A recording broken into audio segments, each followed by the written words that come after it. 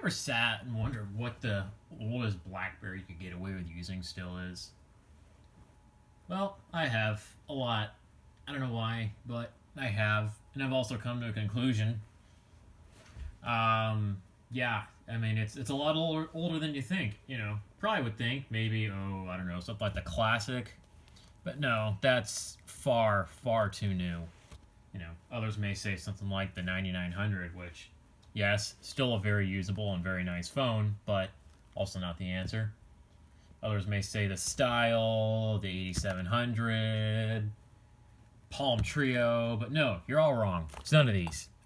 The actual most oldest usable phone that's a BlackBerry in 2020 is the 7290, which, for those of you not in the know, is a 16-year-old phone released in 2004. Or was it 2003? I think it was released in 2003, actually. Either way, 04 or 03, it's a very old phone. Let me just pull. Yeah, 2003 is when it came out. So it's 17 years old, which to me is just amazing. But yeah. So for those not in the know, it was the successor to the Quark series, which it's like this phone. It's the 6200 series, and they're very similar in appearance. They use roughly the exact same housing with slight tweaks. Very similar keyboard, except this one's a little bit nicer. The key presses are a little better on this one as well. It's got a little bit more weight to it as well. I mean, it's just an improved version. Also, it has a color display. But yeah, I mean, otherwise they're pretty much the exact same phone. So yeah, but this one is not that usable. This one is marginally more usable. So I guess I should get this out of the way. When I say usable, I'm going by my own definition of usable, which is being able to make phone calls, send and receive text messages, and browse the web. That's like the core functions. So if your definition is not that, then this may be completely useless to you. I don't care. It's usable to me. So, other thing is, it's a 2G phone. So you need a 2G carrier, which in the US there is exactly one carrier that still allows you to use 2G phones, which is T-Mobile. I use a company that rents T-Mobile's lines, US Mobile, which I already put my SIM card in, so it does show as US Mobile, and I have 4 bars of GPRS, which is really slow.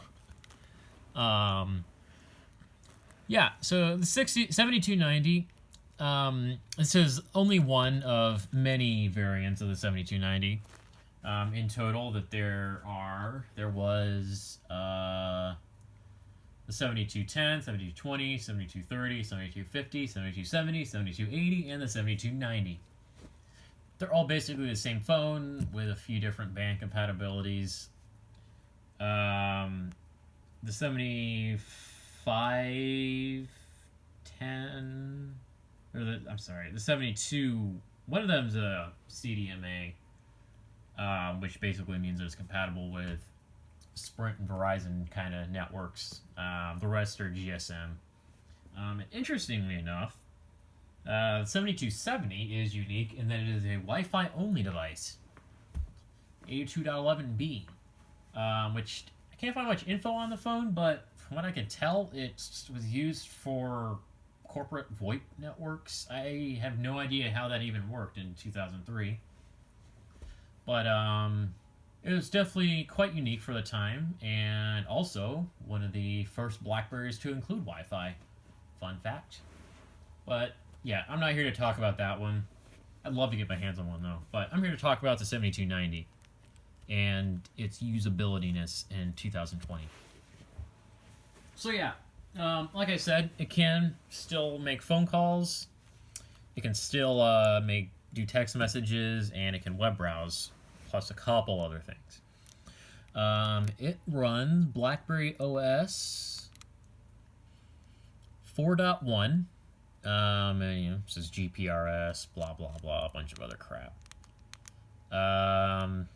So, one thing about these old Blackberries, for those of you who aren't in the know, is that you need something called Blackberry Internet Services to actually connect to the internet. Back in the day, most carriers don't have that anymore. So even if it wouldn't really work. You know, you won't be able to connect to the internet among many other things. There are workarounds, which I did do on this that I'm not going to cover in this video, but I mean, if people are interested in, I mean, it's all available online, but I mean, if people are interested in me showing them, let me know. But yeah, basically, long story short, I loaded up some modded service bucks on here. I can basically tell the phone how to connect to the internet, which allows me to get on the internet without Blackberry Internet Services. So yeah, I mean, there's not much to talk about as far as the phone itself, other than you know, I mean, it's nice to hold. It's, you know, curvy, so very nice to hold in the hand. Track wheel is spectacular to use. I love these track wheel Blackberries. You know, it's in a very nice spot. You can just kind of hold it and just browse that. Keyboard, it's an okay keyboard. It's not my favorite. I'm much bigger fan of keyboards like the Bold and the Classics keyboard, or even phones like the 8700's keyboard. But it's not a bad keyboard. It's still a pretty good keyboard. It does its job. It types. Just open up menu, new. You know. I mean, it's very nice and clicky. You know, I don't really make too much errors with it. And I mean, the keys are very nice size. Or lazy cow. Whatever, close enough. Yeah, I mean, it's very nice. It's got your built-in BlackBerry apps, you know, messages, phone, address book, calendar, browser, tasks, blah, blah, blah. So yeah. So, I'm just going to open up the web browser just to show you the fun that is web browsing with a 7290. So, I'm just going to try going to something like, I don't know, DuckDuckGo to search some stuff up. Oh, crap. Unable to connect using your current security settings? Yep. Who'd have thunk that a 17-year-old web browser would do that? Oh, well. So, yeah, that's one issue, is that some sites won't load because they're on higher encryption than this thing knows how to deal with. So, yeah.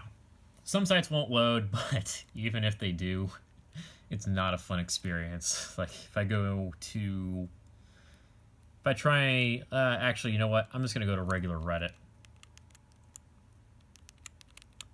The site I spend way too much time on.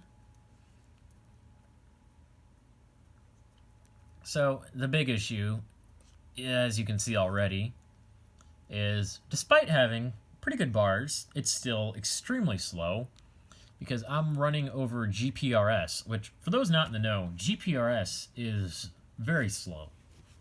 I mean, GSM is quicker than GPRS. And also, this is not a powerful phone, like, at all.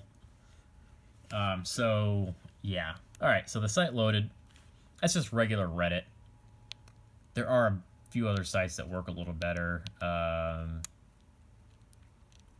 that just shows all the defaults, and then this is actually... Oh, well, that's actually it.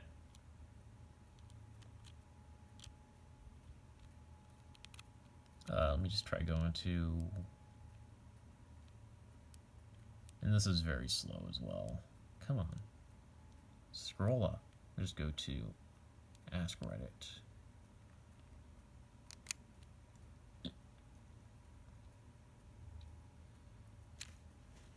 So as you can see, that's one of the big issues with this phone.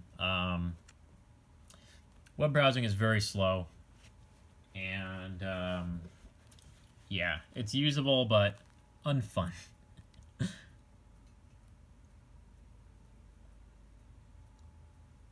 Which is quite evident. But it does work.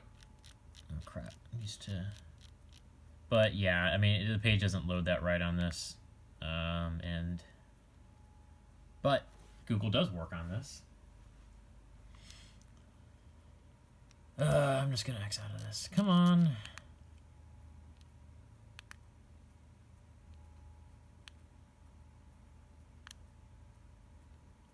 Dang it. Come on.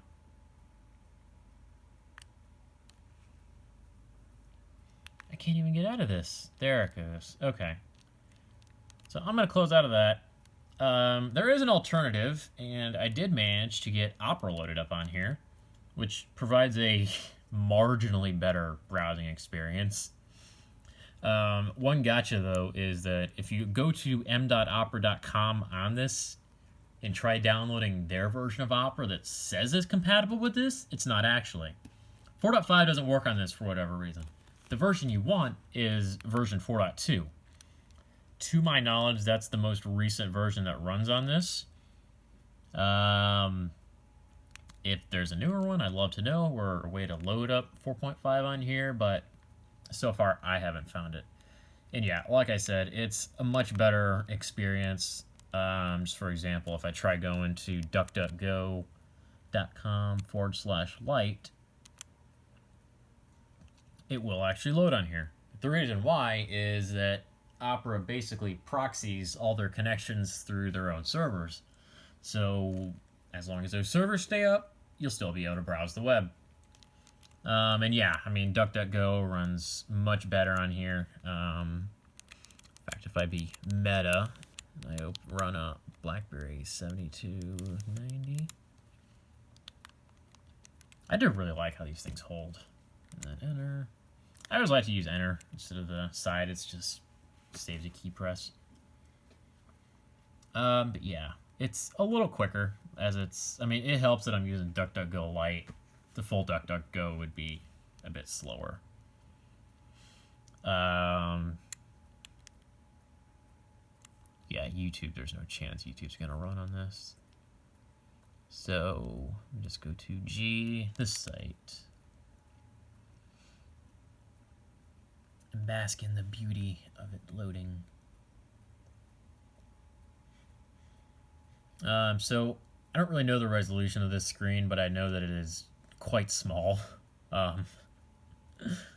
One benefit to this phone, which interestingly, you may notice that there's not really any power button on it. The reason being is the screen is on at all times, and you basically just turn the backlight on, which has two settings, kind of bright and super bright. So yeah, I mean, the screen just stays on whether it's on or off. It's one of the beauty of these older phones is that the screens were very small, very low power, and they could go for days on end. I mean, hell, this thing, I think I can go like 2 weeks before I need it charged. This one, it's about a week. So let me turn the backlight back on. Yeah, that's the websites. They don't load that well.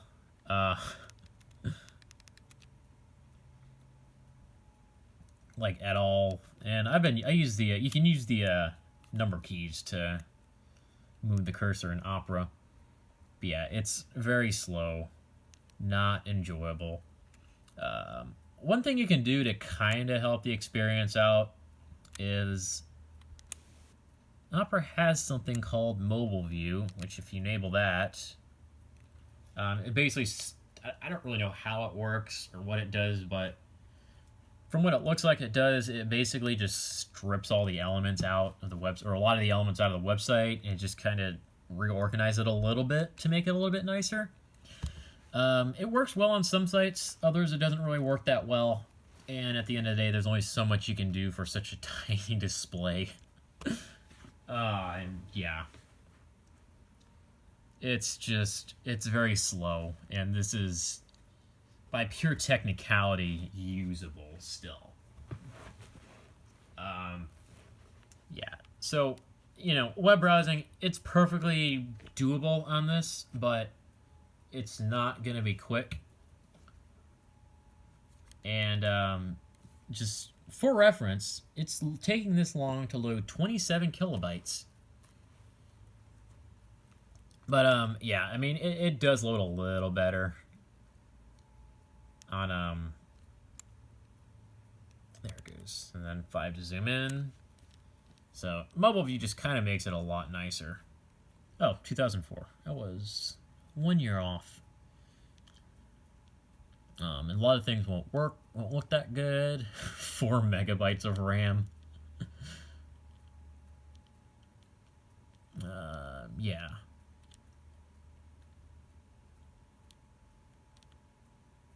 Oh, the resolution is 240 by 160. Blackberry OS, 32 megs, which I think the non-Bluetooth ones, I don't remember exactly off the top of my head, but the non-Bluetooth ones were actually 16 megs. But yeah, that's the test of the patience that is web browsing on this. And really, there's not much else you can do with this.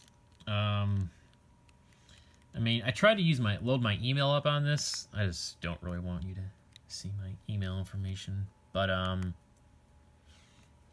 yeah, like I said, I use Zoho for email. I tried to put the server settings in, and it didn't really work. It just hangs on connecting to the server. I've tried and waited and tried their settings like 3 or 4 different ways. It doesn't work, which is also an issue. I mean, it's a email app's called, oh my god, what? Hold on. Does this actually work?